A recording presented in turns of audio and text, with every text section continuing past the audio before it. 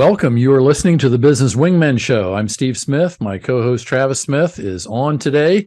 And one of the topics that we're going to be bringing up today, because we know that in the world of constantly trying to develop yourself and be your best self and do your best work and achieve whatever success you're going for, it requires that you have to invest in yourself. You have to be able to do things and spend time and learn stuff and do the kind of things that are going to tune you up and make you a better version of what you might have been, 6 months or a year ago.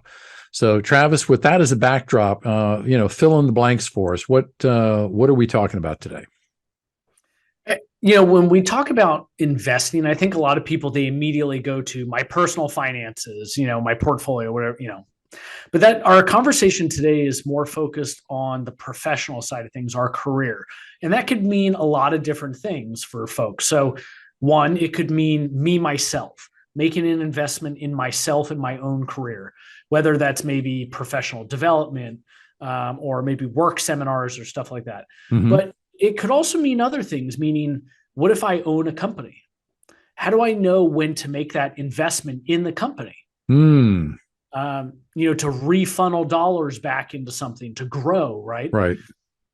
And then, of course, if you have employees, that would be kind of the third aspect of it is how do you know when to give back, contribute, maybe give more to an employee to kind of help them grow in their own career, to invest in that individual, right? So these are things that there's just not, unfortunately, a black and white solution there. It really is kind of happenstance based on the moment. And so I thought it would be good for us to talk about that today and really just sharing more stories about what we've experienced, what worked in terms of when was it right to make that investment, and or have we had experiences where maybe we did it and it didn't work out, and why was that? So, all right. Well, I think you've just laid out a really good kind of a 3-tier structure. You run a business. You have to make decisions about, what do I invest in the business for the benefit of the business versus what do I invest in individual employees because, they want it. And if they get it, they'll be better contributors. And then finally, how do I keep myself, relevant and current in what I'm doing so that people don't look at me as somebody who's kind of, missed the boat and it isn't in the real world today. They're still operating like they did 20 years ago and they haven't evolved since. So, if you're in that role, where do you start? I mean, what segment of that do you look at first? Well, as a business owner myself for a small business, the two things I'm constantly looking at are how are we making sure that our employees are set up for success? And then the second one is how do we keep growing? Right? The way that I operate, and perhaps I learned this from you, I'm just not okay with the status quo. Right. Now that doesn't mean that I don't accept and or I'm not okay with, just kind of humming along from the standpoint of I don't expect us to be, clipping 20, 30% growth every year. That's unrealistic. But I do think that just accepting things as they are puts people into trouble down the road. So we're constantly looking at how can we tweak this or that to make things better without doing too much at the same time, right? Because that can also kill things. Sure. So maybe to kind of give you an idea, I don't know, this is maybe 2 or 3 months ago, we made the decision to invest in some new software for our company. Okay. Again, us being a small business, when this software was upwards of about 10 grand for one license, which is one person annually. Right. That's a fair expenditure for us. Absolutely. So I hem and hawed over this damn thing for probably the better part of 2 or 3 weeks. But when it really came down to it, the decision that was made to acquire the software was, all right, we've been growing year over year, which is great. Are we going to be able to continue that same growth heading into next year? And the reality was what has got us here is not going to get us there. Oh, yeah. So we needed to figure out a way to operate smarter while still working hard, but being able to get in front of customers and so forth. So we acquired this tool and we paid up. right? It's Hmm. about a little bit under 10 grand. But the idea behind that was it's going to make our sales team, their job, it's going to make it easier for them to execute, Right. which then hopefully the idea is the ROI on the back end is that, we've made a decision to put, pay to play kind of. And I really do think down the road that will prove to be a good decision and pay some good dividends. All right. So here's a question, kind of around that same area of business owner having to make decisions about what they're going to invest in for the betterment of the business. If you're in a situation where you know you need to upgrade your facility, okay, and it might mean moving to a new place, taking on a new lease, all that kind of good stuff, or you need a vital individual in a role that you haven't had, but as you're getting old, you're getting bigger, you need somebody to do this particular function. And obviously that carries a lot of immediate and ongoing costs. Which one do you do first if you can't do them both at the same time? I, I don't really think there's a right answer to that. I mean, I can just say from my experience, I always look at what's the longer lead time. So, for example, if I'm looking at either growing the company by acquiring property or a tool or whatever it is, or even another company versus hiring employees, well, what I know about our particular business is it takes at a minimum for a new employee here to get up and running easily 6 months. Now, Yeah. that doesn't mean in the prior to achieving 6 months that they're not operational and that they're not effective. It just means that from a management perspective, there's a fair amount of involvement on our end to get that person up and running. A lot of hand holding, and that there's nothing wrong with that, but we Mm-hmm. have to build that in. Right. So the reason why I share that particular story is because I almost always am going to go there first because one, it's hard for us to find people. We're a small Mm. business, Right. right? Not everybody is built to work in a small business. Right. So a combination of the lead time to find the person, to interview the person, to hire the person, and then to train the person, you could argue that's easily a year. Mm-hmm. Yep. So I'm always going there first because if I put that off, that just means that's that farther down the road before we have that individual operating in a successful manner. Gotcha.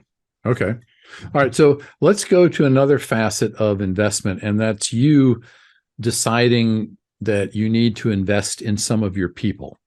Maybe some of them are showing real promise and they could take on more responsibility, but you move them up to that next level and they don't really have the experience to do it. So there might be some training there. Other people just need training because they show promise in what they're doing, but they're not doing it at a peak level. How do you have that conversation with a person? And what do you do when you're willing to offer training, whether it's going back to school, whether it's taking courses, whether it's getting a certification in some area of specialty, and the employee that you want to provide it for isn't that interested in doing it? Well, I mean, first and foremost, before you even get to a point of where you're offering something like that, a good leader sits down consistently with their employees and checks in. So it's a combination of how's everything going? Do you need anything else to do your job successfully? What does the next stage of your career look like, right? So if you're doing that in that first, you will better understand what your employees need. That being said, if you are having those conversations, you shouldn't be surprised down the road if the person's like, well, yeah, I appreciate you want to offer me that training, but I'm not really interested in developing myself and Right. raising the bar for my own career, Right. right? Because you would have seen those behaviors prior to that. Okay. That So makes sense. we do have a situation here. It is present. It's been going on this year where an employee of ours helped us build a new department within our company. Hmm. This was a little overdue, but finally we got to a point where we're like, you know what? We need a PMO function here within our business. Hmm. PMO being project management office. So the PMO department is really the group that controls our business and the projects that are going in. And since we're a consulting firm, I mean, literally, that's all we're involved in is projects on Right. behalf of our customers. Right. So, how we were doing it prior was the sales department was managing their own projects. So, long story short, we create this PMO function. And what we chose to do was we identified an employee here that had expressed interest in becoming a project manager down the road. Okay.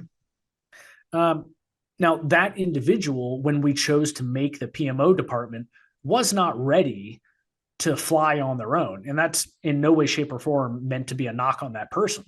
But what we chose to do was incorporate that employee into the development of the PMO department. Okay. So they kind of ran it from the ground up then. Oh, absolutely. And then as time moves on, the idea is if they perform and they continue to do good work there, that then becomes their opportunity in the future. So basically what it's doing is it's creating a promotion embedded within our operation. Yeah, you're giving them a feeling of ownership in what they might end up running at a later date. Yeah, it's smart. And, like, you ever heard that old phrase of, be careful. I know way too many old phrases. Well, I mean, you are Yoda. So, but the phrase is something like, do the job today that you want to be promoted into tomorrow. Yes. Right. I'm a firm believer of that too. I 100% agree. And for example, and we've talked on the show prior, like if you want to get promoted into management, maybe you should start freaking dressing a little better. Like your hair shouldn't be in dishevels and right. And so and we laugh, but these are the funny things that you see people wear when they start to get serious about their career, especially at a younger age. All of a sudden, it's like they start coming in, they got new shoes on, and they got slacks instead of the jeans they were wearing before and this kind of stuff. So, well, it's a better philosophy than the other one that I hear way too much of, which is fake it till you make it. Yeah, maybe that's a discussion for an entire podcast in itself. That could be. But all right, so look, I agree with you, and I think unfortunately, and I run into this quite a bit. Companies don't invest in their people from a development standpoint until some form of shit hits the fan. And they do it from either a catch-up or a remedial standpoint. But to do it proactively, to get out in front and give people the ability to perform better, more confidently, do more with less, so to speak, that doesn't seem to be the way a lot of companies think naturally. They use training, which comes out of HR as number one, do we have the budget? And number two, is this going to fix a problem? Well, a lot of companies are just used to firefighting, right? Yeah. So as a result, they can never really get ahead and they can never be proactive. And that's just endemic in some of the cultures that I've either experienced directly through my own employment or our customers. Right. So I think first and foremost, you really have to look at what are some things we can do to get ahead so that because if you're always firefighting, that means you're really not moving the ball forward. Right? It's just you're always dealing with whatever crap is happening in the moment. You're just trying to stay level, and these things keep pushing you back, and so you have to put more resources and time and focus to getting level again. Right. So when I think about making an investment in the company, ideally that investment should be proactive and or have a direct correlation to ROI, helping the company build, grow, or make things easier for your employees. Which then at that point you could argue it's an efficiency piece, right? Well, and when it comes to making decisions about investing, whether you're investing in some employees or you're investing in yourself as the owner or the CEO or, the person running the show, it's usually never about the money. It's always about the time. When are we going to have the time? And the time's always there. It's just that gets thrown out, as a reason not to make a decision right then and there. Do we have the time? And why are we really doing this? What are we going to get back as a result of doing this? That sometimes can be very murky in terms of defining what that looks like. Oh, absolutely. And if you can't identify crystal clear what you're going to get out of a certain action, the likelihood of you either putting that action into place and actually having it actionable, which is a terrible way to describe that, but it's probably not going to be successful. You have to be able to articulate whatever the ROI is, whatever the message is, whatever the reason is for making the investment and what it's going to do clearly. Yes.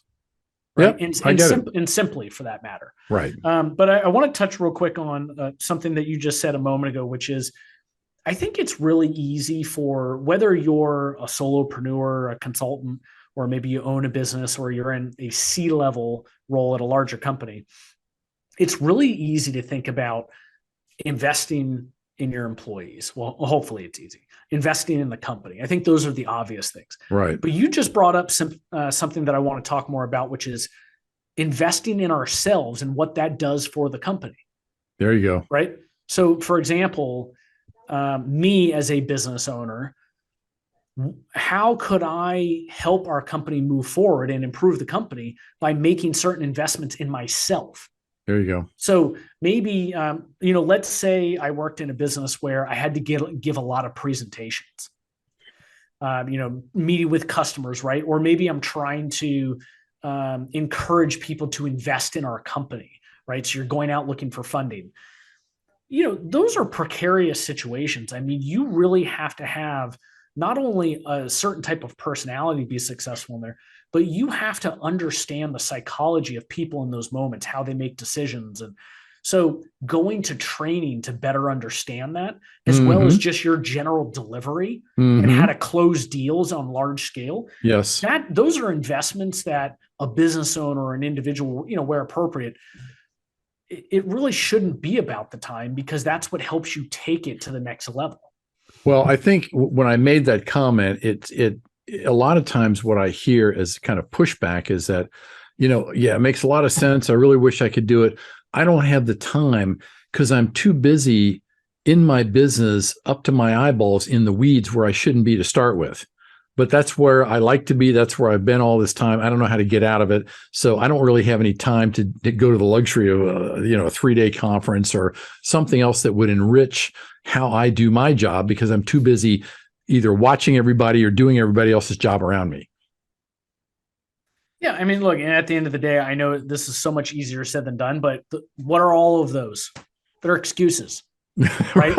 And I don't know about you, but I mean, look, I'll just call myself out on this one. It's wild the amount of excuses I can come up with to justify why I don't do something. Oh yeah. And you can make them sound extremely logical too. Oh yeah. Yeah. Yeah. So, there is a certain bit of, and something that I will openly admit I've struggled with since I started a business was, I came from a corporation where they did such a phenomenal job training people. I mean, the amount of money and time this company, I worked there for over 10 years, spent on developing and training people was wild. Still to this day, I have come across very few companies that will put that same amount of effort, time, and funds into that. That being said, I will openly admit that when I left that organization and that environment into my own, it was like a slap in the face. Yes. Because I didn't have anybody there anymore investing in me, offering me these opportunities. And I literally just had to go find them. And there were maybe the first couple of years that I was in business here, there were 2 or 3 years where I felt like I didn't get any of that. Yeah. And all of a sudden I could feel myself kind of, I don't know if like going stale is the right word, but I just felt passe. Like I was just like, God, I'm not pushing it anymore. Like I feel like I'm behind the times. I didn't know about certain things going on in the industry or tools that I had at my disposal. And the thing was, I wasn't making a conscious effort to build that into my operating rhythm. So the second that I started doing that, and I still do this today, once a quarter, I sit down and be like, you know what, is there something I can find, like a quick seminar, a tool or something that will help me make my job easier, help develop me, or, whatever it is. Sometimes it doesn't work, but there have been plenty of times where it does. Yes. Yeah, absolutely. Yeah. So I agree with you. I think, investing a lot of times the default response is, well, do we have a budget? Do we have the money? Is it the right thing to do at this time, given the size and dimension of it? But a lot of times I think that companies, and I'm guilty myself in past organizations of moving too slow and basically saying, look, we need to get out in front of this and get our people ready for this, as opposed to waiting to see who's going to get through it on their own and who's going to end up burning at the cross because they're not ready for it. And then our focus is distracted, trying to help the people that need to catch up. And so, yeah, and it always seems to involve things like technology. That was one thing, way back in the early and mid 90s, when technology started really just coming into a lot of organizations. I remember before Microsoft kind of, hit the ground running in a lot of corporations, instead of using Excel, we had this other system called Lotus. You remember Lotus? Yeah. It was a suite, it had email, it had Word documents, it had all this kind of stuff. And I don't know where that went, if it's even around today, because Microsoft seems like it's kind of taken over everything. But the amount of time it took people to transition into that because of what we were using before just seemed like it never ended. And when I left that company, there were still people that hadn't figured it out. So that was one of those training, and I know we talked about this on a prior episode about how long should change take within a company. A lot of times investing in doing things better and differently is what causes that change to kind of appear. And that's when all people get, cold feet, and they say, oh, gee, I want to be a partner in the CPA firm, but I don't want to sit for my CPA exam because that takes so much time to study and to go through those things. I'm working with companies now that are in that situation, and people know what's at stake, but they still don't want to do it because they're just paralyzed with fear over what they're going to have to go through to get on the other side. And you bring up a really good point, which is there is a bit of a timing factor there, right?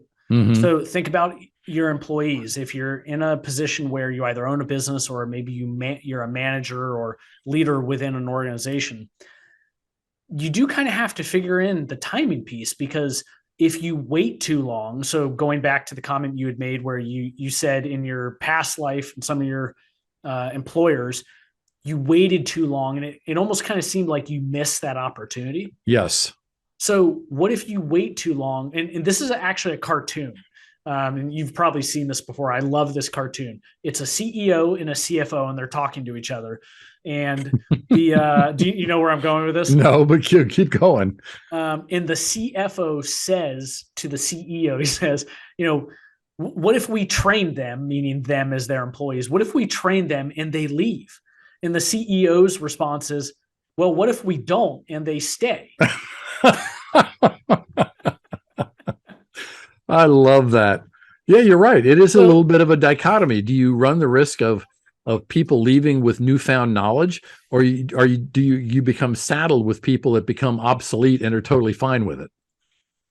Yeah, look, at the end of the day, from an investment standpoint, since that's what we're talking about today, I really want to believe, if it's done well, that any investment in your employee base will produce results. And sometimes maybe those results aren't dollars and cents. Maybe it's just people feeling good about working in that company. And you know what? If that's the case, that's a huge win. Yeah, right? Because I agree with that, because when you're investing in them, you're basically saying, you have current and future value in this company. I'm willing to put my money where my mouth is. Whereas if you invest in the business and say, gee, we're going to get into this new service we've never done before, and I'm going to acquire my buddy's company because he's not doing so well, but I think I can do better. What is that telling everybody else who may be struggling and needing the training and has asked for it, and you've basically said, we don't have the money?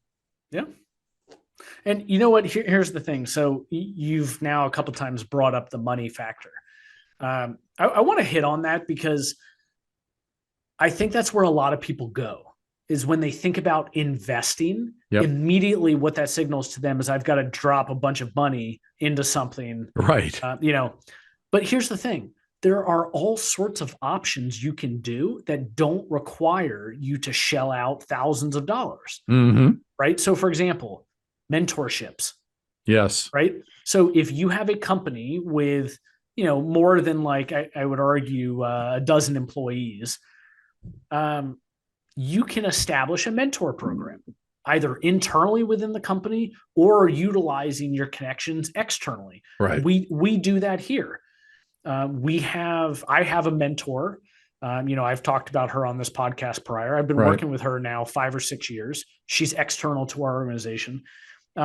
Bless her heart. Her name is Bonnie.